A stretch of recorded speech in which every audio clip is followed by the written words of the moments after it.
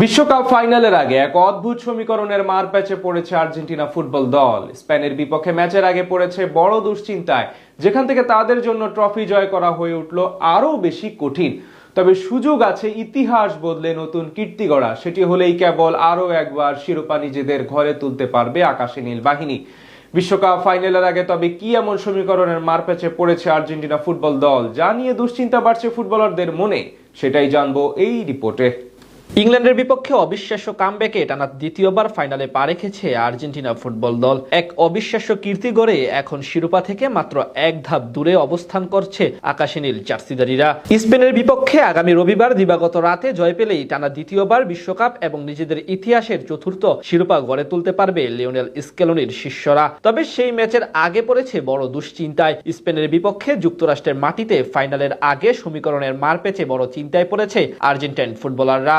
এবার বিশ্বকাপের শুরু থেকেই অসাধারণ ফুটবল খেলছে আর্জেন্টিনা। যদিও গ্রুপ পর্বের বাধা টপকানোর পর নকআউটে এসে প্রতিটি ম্যাচে এক প্রকার নাজেহাল অবস্থা তৈরি হয়েছিল তাদের। ক্যাপ ভার্দের বিপক্ষে ম্যাচ থেকে শুরু করে সেমিফাইনালে ইংল্যান্ড ম্যাচ, প্রতিটি ধাপে আলবেসেলেস্তা সমর্থকদের সামলাতে হয়েছে কঠিন মানসিক চাপ। সেখান থেকে উঠে অবশ্য ঠিকই শেষ মুহূর্তে গোলে জয় পেয়েছে তারা, কিন্তু তবুও ফাইনালের আগে পূর্ব ইতিহাস এবং অদ্ভুত এক সমীকরণের মারপ্যাচে পড়ে বড় চিন্তায় পড়েছে লিওনেল মেসিরা। এবার বিশ্বকাপের শুরুর কিছুদিন আগে ফিফা র্যাঙ্কিং এ 1 নম্বরে উঠেছিল আর্জেন্টিনা ফুটবল দল। তখন থেকেই মূলত তাদের পিছনে অদৃশ্য এক চাপ, কারণ 1993 সালে ফিফা র্যাঙ্কিং ব্যবস্থা চালু হওয়ার পর থেকে আজ পর্যন্ত কখনো কোনো র্যাঙ্কিং এর 1 নম্বর দল বিশ্বকাপে ট্রফি জিততে পারেনি। এরপর মাঝে একবার স্বস্তি ফিরেছিল তাদের শিবিরে। র্যাঙ্কিং এ 1 নম্বর অবস্থান দখল করে নেয় ফ্রান্স ফুটবল দল। সেই ইতিহাসের বলি হয়ে ফ্রান্স বাদ পড়েছে সেমিফাইনাল থেকে।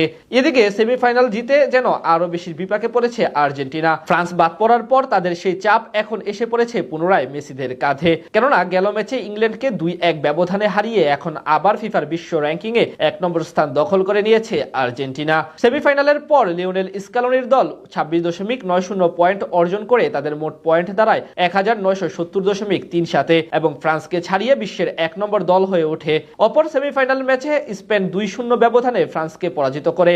এই ফলাফলের সুবাদে লুইস দে লা ফুয়েন্তের দল অতিরিক্ত 30.82 পয়েন্ট অর্জন করে, যা ফ্রান্সকে ছাড়িয়ে 1965.61 পয়েন্ট নিয়ে ফিফা র্যাঙ্কিং এ দ্বিতীয় স্থান উঠে আসার জন্য যথেষ্ট ছিল। এর ফলে ফ্রান্স প্রথম থেকে তৃতীয় স্থানে নেমে গেছে। অন্যদিকে ইংল্যান্ড 1889.42 পয়েন্ট নিয়ে চতুর্থ স্থানে রয়ে গেছে। সেমিফাইনালের হারের পর ইউরোপের কোনো দলই অতিরিক্ত কোনো পয়েন্ট পায়নি। আগামী 19 জুলাই রাতে বিশ্বকাপের তৃতীয় স্থান নির্ধারণী ম্যাচে তারা একে অপরের মুখোমুখি হবে।